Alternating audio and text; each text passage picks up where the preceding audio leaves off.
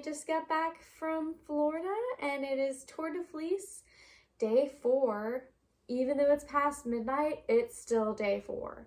So I'm starting my Kamaj Fiber Arts Tour de Fleece challenge number 2, splitting a bat, or I'm gonna split roving.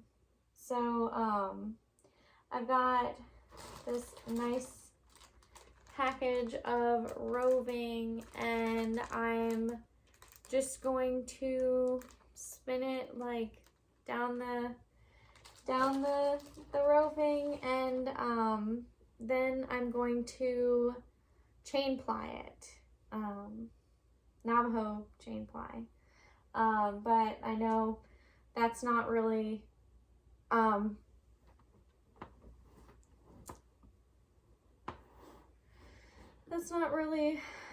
culturally, it's a little culturally appropriating, so I'm just gonna call it a chain ply.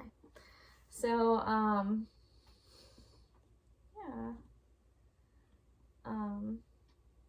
the reason why it would be culturally appropriating, Jillian Eve on her spinning channel, she talked about how we white ladies that are all using this term Navajo chain ply, well, we're white ladies, we're not Navajo, so how can it be Navajo chain ply?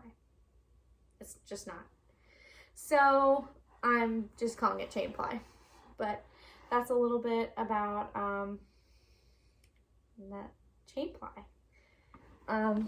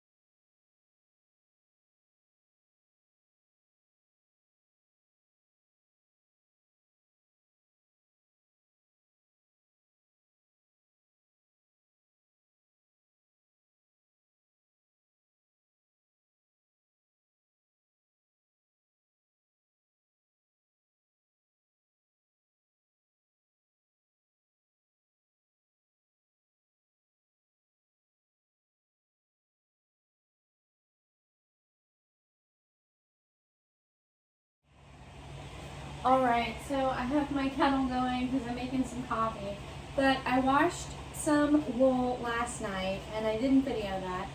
I did video kind of processing the wool, combing. This is Gulf Coast native, and right now what I'm doing is I'm using this Sally spinner to get some water out of the wool so it can dry. We'll see if this gets any water out. Yep, some water out. You can see here, you got a little bit of water out. That's significant to me. And then I'm just air drying this wool. You don't dry it in the dryer, that will felt it. But it has like a good consistency. I'm gonna just fluff it up a little bit and add it back into this basket and give it another couple of spins, and when my kettle screams, I'll go deal with that, make some coffee, get on the road to the Friendship Spinners Fiber Guild today because it's Friendship Spinners Day. They meet once a month in Frankfort, Kentucky at the extension office. My friend is bringing her great wheel so that I can spin on her great wheel. I was hoping to spin some of this, but it is not going to be dry by that time. I don't know. It may dry by like the end of the day. So I'll bring it with me and we'll do some tests.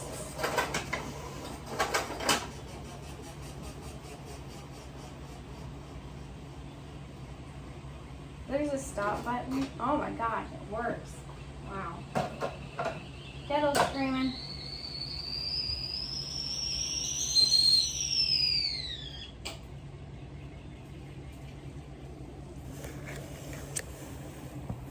And now, whoop, you guys can see my lovely coffee. This is my French press that my cousin Whit gave to me. I am very thankful to them, and I use it every morning. It's simple. You clean it out because I don't clean it out after I use it. I clean it out before I use it. So you clean it out. You add in your coffee grounds. I do 3 scoops of coffee, whatever coffee you're gonna do. And then you boil some water in your kettle, add it in, put the lid on, wait 4 minutes, and plunge it down. Then you got coffee.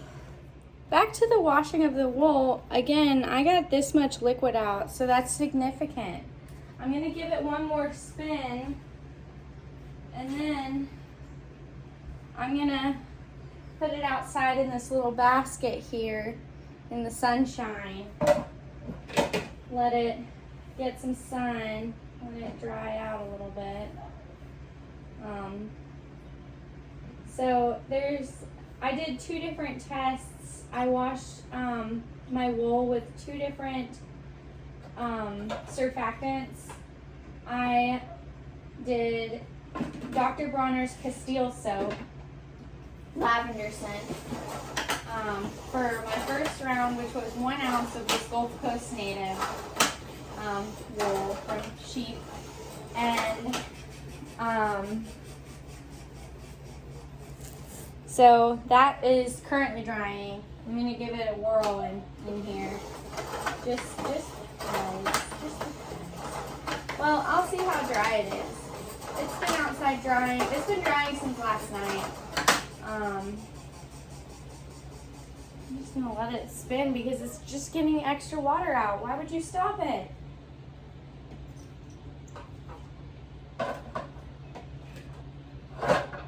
Yeah, we got all the water out. So just a tiny bit of water left in here. All done, all done. So now I will go put that wool outside to dry in the sunshine like wool should. Fluffy. So here you can see my 2 different wools. This was washed with Unicorn Power Scour, which is recommended. And this was washed with Dr. Bronner's Castile soap, which is not recommended. But I wanted to see anyhow.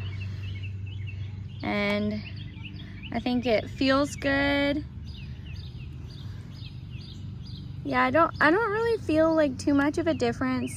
Maybe this one feels, I don't know, a little bit more stuck together, but maybe that's because this one has been drying longer. Does it look like rain to y'all? I don't know. But I'm just gonna leave this out here for a little bit longer, continue to watch the weather, hope it gets some sun. Yeah.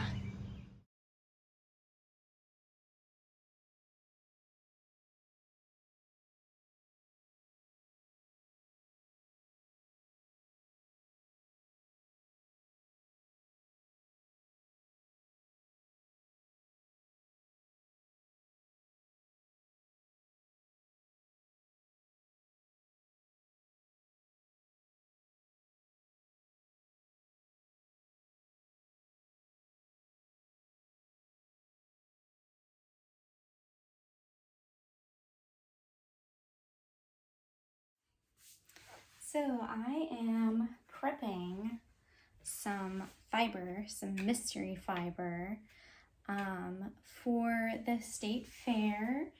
The category that this is going to be entered in is unspun, dyed, prepped fiber. So the first step is acquiring the fiber. I got this at one of my Fiber Guild meetings with the Friendship Spinners of Kentucky. They have a monthly meeting in Frankfort at the extension office, and people oftentimes bring fiber that they're selling or stuff that they're giving away. And I don't remember if I bought this or if it was given to me, but anyhow, I have it nowadays. So I am using it for this category at the fair. I have only dyed fiber, like raw fiber, one time, or not raw, but like unspun fiber, one time previously. And that was a natural dye that I did with red cabbage on some Dorset horn combed top. And yeah, it wasn't really a vibrant color. I did it for the state fair, and it was not a vibrant color. So I'm thinking that I'm going to try dyeing this a purple with acid dye, which is different than natural dye. Natural dye is coming from plants and things. Acid dye is coming from chemicals. And I have it here in combed, but I was thinking, well, how am I going to turn this into the take-in desk? What form is this fiber going to be in? And right now, it's not prepared. Like, usually when I'm combing, I take a Diz, which is a fiber tool that has a hole in it. Anything that has a hole in it can be a Diz. And you just, this is Possum, my cat. You just take the fiber and you pull it through the hole, and it creates roving. Or actually, roving is a worsted spin. This is a woolen. No, okay. Roving. I don't know what the difference between roving and combed top is. I'm going to look that up, and then I'll get back to you. But anyways, this is a comb, so combed top comes from it. Yeah, so you use the Diz for it. But when I do my roving or comb top, a lot of people put it into a braid, which is basically just a crocheted giant thing of fiber. And my roving is never longer than like a foot, so that's not very like practical, because it would just be these teeny tiny little braids, and there would be like a crap ton of them. So I don't like that idea. What I'm thinking is I'm just gonna comb this to get it from its raw state, which is like this, to its combed state, which is like this. You see it's all fluffy and it's not in the locks, and it doesn't have as much dirt. I think this has been washed. It just hasn't like been combed.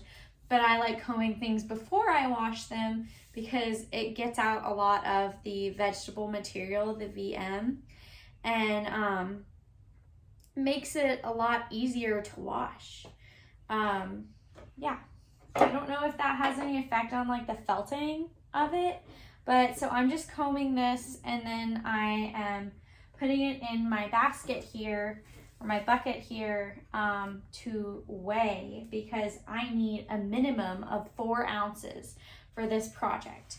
Oh, okay, so what I'm getting to is with this fiber. What I decided to do for preparation for the fair, how I'm going to turn it into the take-in desk, is I'm going to make this into rolags on my carding brushes, which are basically just like a dog flicker brush. If you've ever combed a dog, it's called a flicker brush. You could use that to make rolags, and I'm going to make faux logs, and I'm going to turn them in that format.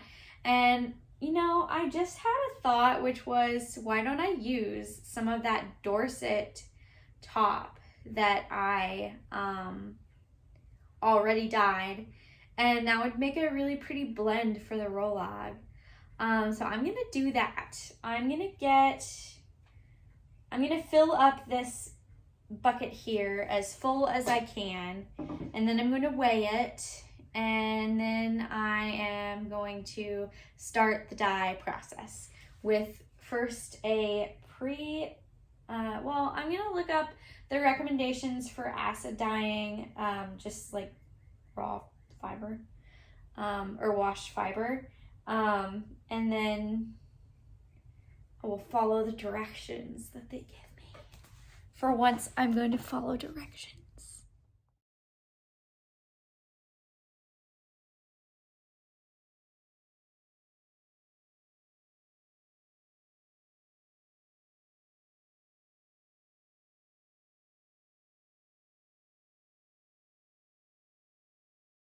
I am now going to weigh this fiber so that I can calculate some percentages later.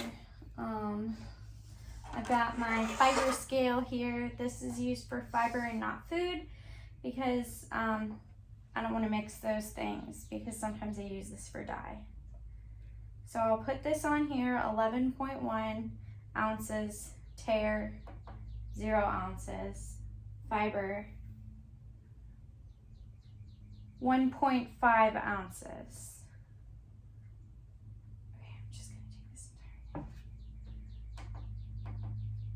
Awesome, so 1.5 ounces of mystery fiber. Hi, so today I am going to be dyeing some fiber that I had prepared a few days ago. This is washed fiber that I combed and prepared it for dyeing. This is the mystery fiber. So what I'm gonna do here in preparation to dye this wool is I'm going to soak it in warm water in this dye pot here. It has a really nice strainer that doesn't exactly go with the pot, but it's good enough, and it will also work as a steamer for when I want to steam hand-painted fleckled yarn when I'm doing that in the future. So what I'm going to do here is I'm going to get my water warm, just warm to the touch, and then I'm going to set it on my stovetop, which is not ideal for dyeing to use your actual stovetop. It would be ideal to have a stove all for dyeing, but I don't have that luxury, so we're just gonna clean really well, which is what I always do, because you don't want to use the same things that you use for dyeing for cooking. You don't want to mix those things because dyes often have poisons in them, so don't do it. Don't use your pretty dishes, your pretty pots and pans for dyeing. Get something from the thrift store that is, this was $13, and this was $14, the strainer was $14. So I guess I paid in all like $27 for this setup, but I'm gonna be using it a lot. It's very economical and utilitarian. So we're gonna go ahead and get this fiber soaking. I'm gonna put some salt and some vinegar in there to get it prepared. Well, actually, first I'm gonna put some soap. I'm gonna put, I'm just gonna put some unicorn because I realized that Dr. Bronner's is really acidic and you want a neutral soap to go in here. So I'm just gonna put a tiny bit of unicorn and some salt, and we'll see what this process looks like. And I'll do the go fast.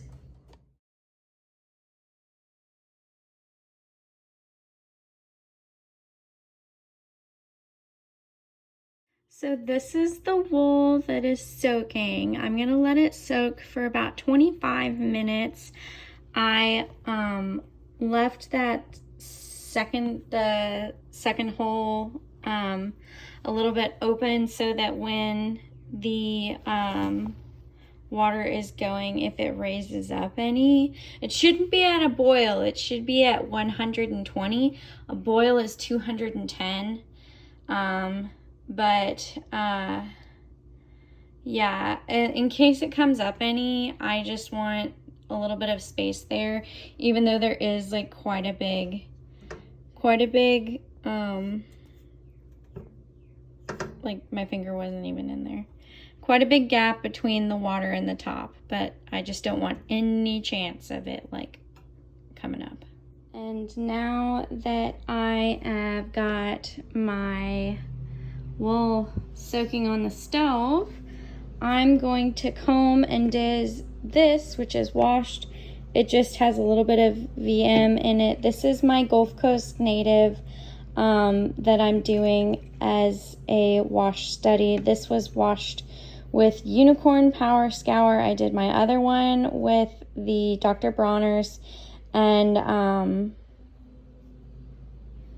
yeah, we're gonna see what the difference is because the other one spun up and I thought it spun up just fine and the texture was good, but we'll test the texture on both of these. Yeah.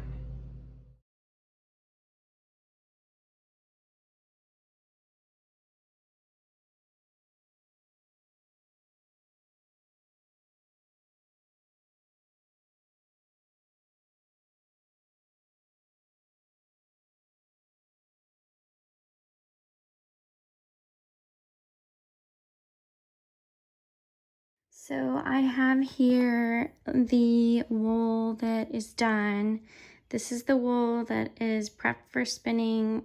It's not really in like a format. It's just, it didn't really come off the combs that well. I'm not sure if the other one did or didn't, but I'm gonna have to look through my videos and see how that fiber behaved on the combs, because I'm thinking maybe this breed is better for carding. So I'm gonna have to do another test and do some carding. This is the waste wool. I don't think you would really have that much waste wool with a carder, so maybe I'll run this waste wool through my little flicker brushes to card them into faux logs. But yeah, so now I'm going to work on that wool that's on the stove. I'm going to add in some vinegar and mix up my dye. All right, so I apologize if you can't read my lips right now. I have this mask on because dye stuff is just, it's just a precaution that I'm going to make a practice. As I also got a glove on my dye hand here. And I'm going to set this all down. This is going to be my dye to pour in to the fiber. This is my spoon for fiber, whatnot. Turn this a little bit. There we go. Make sure my sink is clean. There was just one dish in there. And now I'm going to get some dye into this dye container. Okay. We're gonna do more than I usually do. I don't weigh this stuff out yet because I'm not that advanced. I just aim and go for it. And now I'm going to wash this hand.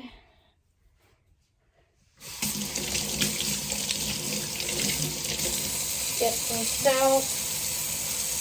Get it on there as best as possible.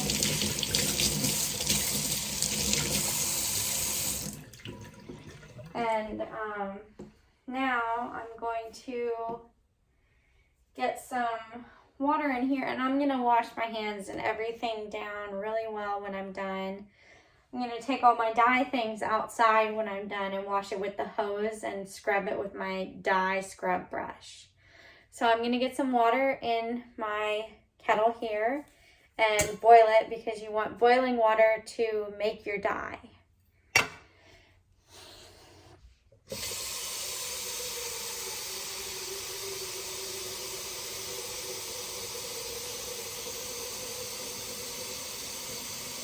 Some people make their dye ahead of time and they store it, and then I don't know what the protocol is on how to heat that up to use it or what you do. I don't know how to do that. I'm just learning, but this is what I do right now. I'm going to wait for this kettle to sing, pour it in, and then get it into the dye pot. At which point I'm going to have my thermometer and I'm going to raise the temperature on this burner to 120 degrees. Then we're going to let that go. We're going to let that simmer for 45 minutes, and then I'm going to test to see if there's much dye left in the pot that hasn't been absorbed by the fiber. That's what some of the salt helps with, is uptake.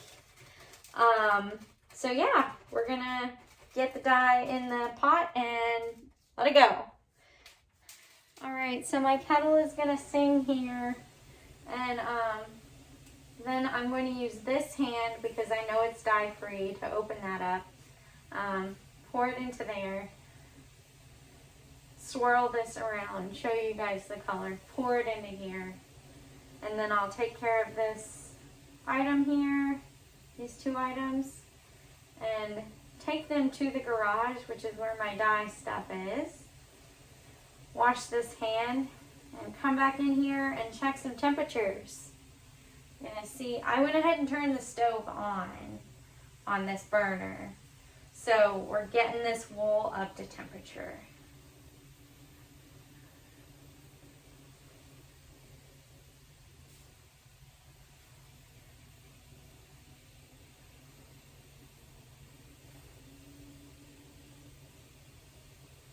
This is the first time I've used this kettle. I'm thinking it's just about there.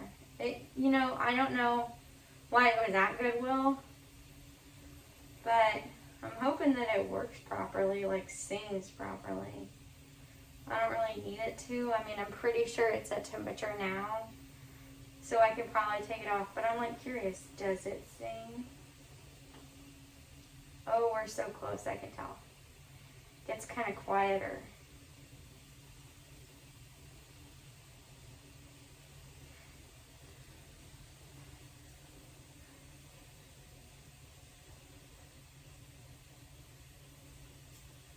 Kind of feels like the Hogwarts Express right now.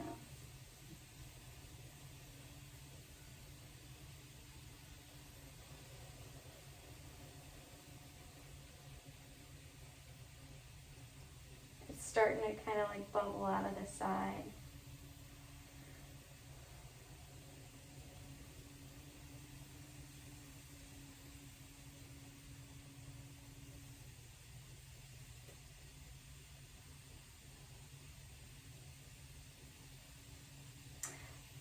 I think we're there.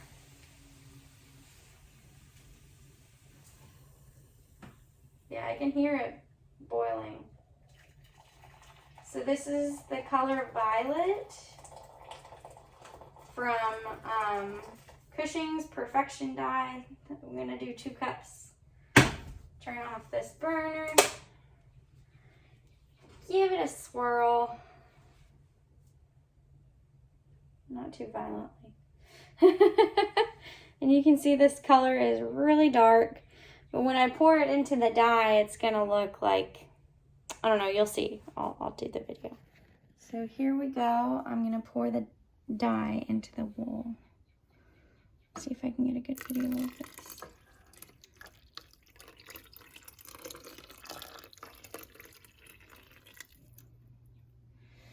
I'm gonna give just a little bit more water into this dye thing.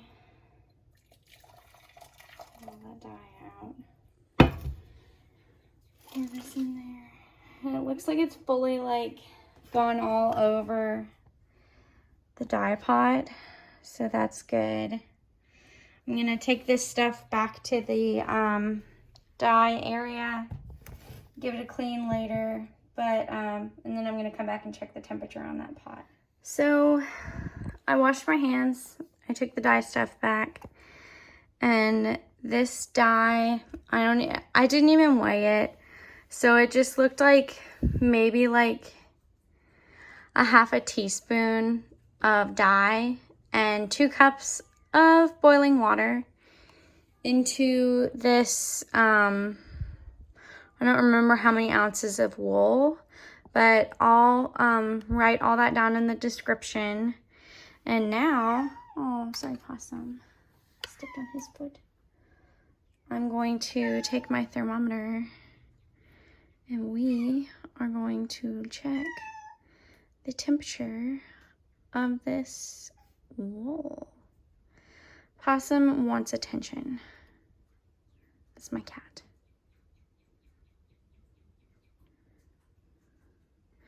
The magic temperature is 120. And I have this on setting 2 on my stove. 109. Looks like it may be 109 right now.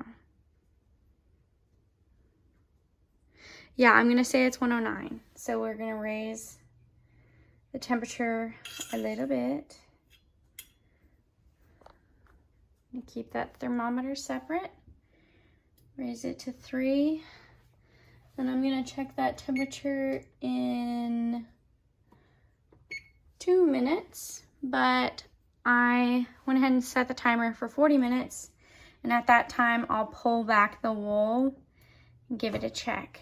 I'm not gonna leave this thermometer like on the hot stove, so I'm just gonna put it outside where it'll be safe from contaminating things.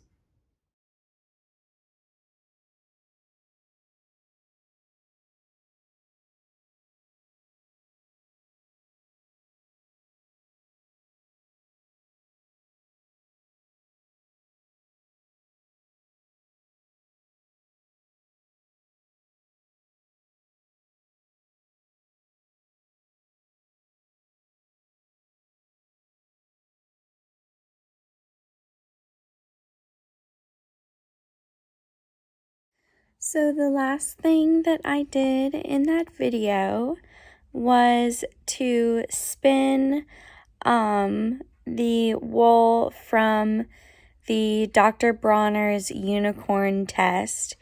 I did not video spinning the